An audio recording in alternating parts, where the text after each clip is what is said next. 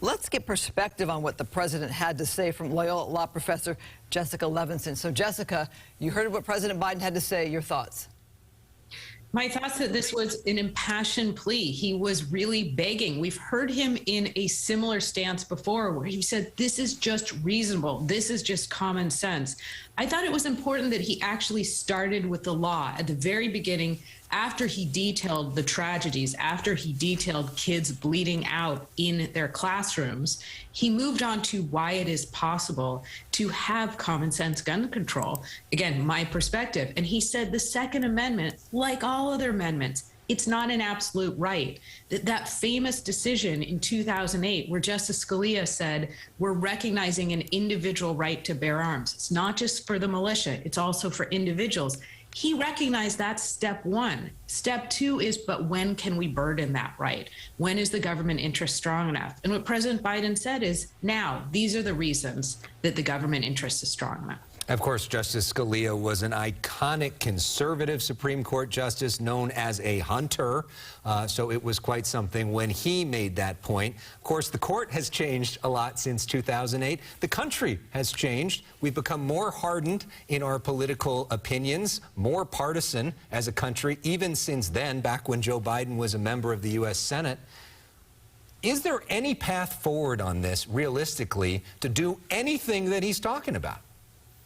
I don't think so. I wish I had a different answer. I wish the fact that we saw kids pulled out of schools and hear about kids pulled out of schools in body bags would make a difference, but I don't think that's going to move the needle. And let's be honest, this happened in Sandy Hook and nothing happened. This happens, it feels like, on a daily basis in America, and nothing happens. The president had to say something. I think for most Americans, this is what is popular, some version of restrictions, not taking away anybody's guns, which is not what the president was talking about, but some restrictions on when, how, and who can buy these guns. But no, it's difficult to see unless you, and Alex, you just detailed this right before I came on, unless you blow up the filibuster, which I don't think that the Senate will do. It's difficult to see because I certainly haven't heard a change in tone from members of the Senate since Uvalde. But let me ask you this question. So the president outlined a number of things. He had a list, basically, of things that Congress could do. One of them is the red flag law. Could you see any movement on that? Unfortunately, I think I have the same answer because this is not a new idea. This is something that we've talked about for a long time. As President Biden indicated, it's something that feels reasonable and common sense that we would have a flag for people who are high risk, just like we have a flag for people who are high risk, maybe if you're about to get on a plane, for instance. And so maybe there is some incremental movement, but he had a pretty big list. He had assault weapons. And if we can't ban assault weapons, let's at least change the age. He talked about the red flag warnings. He talked about decreasing the power of some of these assault weapons, that you don't need 30 rounds that you can fire at high speed. And again, this isn't a legal question. Legally, I think there is the room for it. Politically, I don't see movement. Well, and then that becomes a political question because clearly this is part of a positioning speech, right? His ultimate point at the end was, if you're not satisfied with what Congress does, then remember that essentially in November when you have a chance to vote for a new Congress. But does Joe Biden run the risk of looking weak here? Essentially that he comes out, lays out a bunch of things, which he can't do, which Democrats who control the House and the Senate can't get passed because they're unwilling to. They can't convince the Republicans. He was supposed to be the bipartisan legislator to bring everybody together to get stuff done. It doesn't happen. And then we go back to where we started. Maybe, but what's the greater risk? That kids are dead in their classrooms and the president says nothing? I mean, that's a big risk as well. It's arguably morally a huge problem and politically a problem as well. So does it run the risk of him saying, let's do all these things, and then he can't do any of those things and it makes him look weak? Sure, but the risk of saying nothing, I think, is huge. What about the argument for more mental health care? One side would say that it's not the gun that kills people, it's the person behind the gun. President Biden talked about the mental health crisis in America and his unity agenda. One thing he called for are more volunteers and talked about social media and privacy. What do you make of that call for more on the mental health care arena?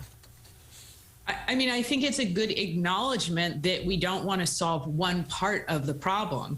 But I think we tend to dig in and say, well, it's just the guns or it's just mental health. And what the president acknowledges, it's not just either. And I think it's his attempt to say, I'm not just trying to make it more difficult to obtain certain guns. I'm also trying to tackle the root causes here.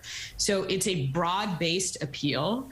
I don't think it takes anything away from the first part of the speech, which is assault weapons, red flag warnings, changing the age of purchasing assault weapons. I think it's an acknowledgement that we need a broad solution to a broad problem. And let's talk about the political reality of this as well. A lot of this is about timing, right, Jessica? In the past, we've seen Republican leaders like Senator Mitch McConnell essentially wait this out until another issue comes up that everybody then is focused on, and then nothing happens. If the Democrats and the president wants to get something done, they need to do it fast, right? Right. Well, again, we've learned over the last 2 years that while Democrats, by the thinnest of majorities, control the Senate and obviously control the White House, that doesn't mean that you can get something done. Now, is this the moment? Meaning, I think what you're asking is basically, is it going to be worse for Democrats after the midterms or better for Republicans? And the conventional wisdom indicates that, yes, it will be. And therefore, if you want to try and implement any type of gun control, now's the moment. Well, but as yeah, that's in part of what I'm asking. But what I'm also getting to, if they actually want to pass something like now with this current Senate, and they can come to some deal, say on red flags or on 21-year-old, in order to give everybody political cover, and moderate Republicans can say that they did something on this, that they got to do this in like the next few weeks before another issue comes up, while there's still people thinking about this issue. I think that's true. Unfortunately, I think this isn't the last time we would be on talking about a mass shooting. And so I think it will stay present in our minds. But yes, this is a particularly, I mean, unfortunately, we're in the realm now of rating how bad mass shootings are. But this is a particularly egregious one. It is in people's minds. And there's a reason that if we can act, it really is only after these truly horrific tragedies based on, again, not the law, but political will. So, yes, I mean, to your point, should it be this month? Yes. Is there more of an appetite on both sides to get something done? We think of the 3 recent big mass shootings: a school with children, a grocery store with grandparents, a hospital, a medical center where your doctor is killed by a patient. So my question now is also, when we think of the concern about guns in our urban communities, our big cities, they're often run by Democrats. Did the speech also address that concern? So I think the speech was meant to be a broad appeal, but does this indicate, I mean, you just laid out what I think are great reasons, just based on facts, not an argument, just based on facts, great reasons for changing our gun laws. There are places like California where we already have very strict gun laws. So I don't think he's speaking to California or even urban areas here, even though we clearly have problems with respect to gun violence. So is it an appeal across the board, not just on the federal level, but on the state and local level as well? I think it is. And I think he realizes that nothing may happen on the federal level. And so if he can push for state, local reform in this instance, I mean, anything I think he would view as a win. All right, so big picture, you know, it used to be years ago that a speech like this could change public opinion. Do you think something like this even changes the conversation tomorrow morning? The thing that is so staggering about these events that have happened recently, we can think about a mass shooting, we can think about January 6, 2021, is that in so many ways, they don't seem to move the needle. And that is something that is beyond my pay grade to try and determine why that is the case. And, you know, Alex, you talked about the fact that we seem more divided, we're more partisan, we're more dug in. I think that's partly what explains this. But I mean, what a statement, which I agree with.